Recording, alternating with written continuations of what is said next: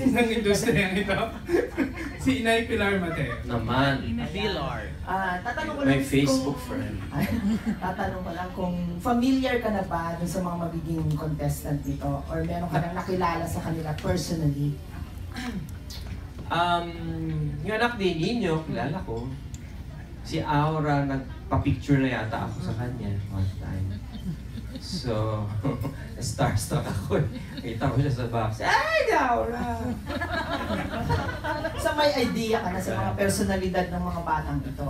Medyo, yeah, oo. Actually, I reviewed many of their performances. Ganyan sila ka-efficient. Ay, taray. Oo. So far, meron masasabi ka ng magiging paborito mo? Hindi ko pwede sabihin. Hindi nga, pero sa sarili Meron, syempre.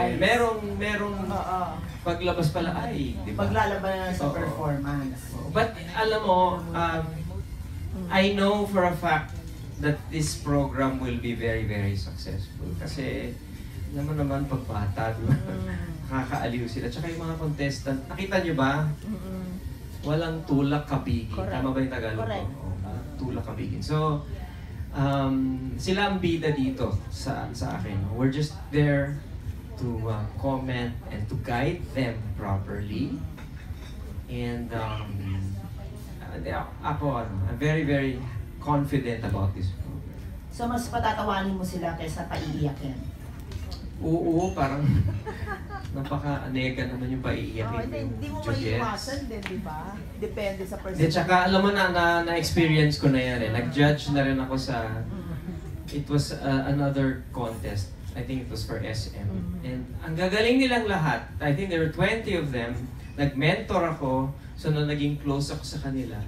Alam mo nung na-eliminate, nandun sila backstage, nag-iiyakan yung talagang parang nagunaw na yung mundo nila. And I think for a kid, that's medyo traumatic yun. Diba?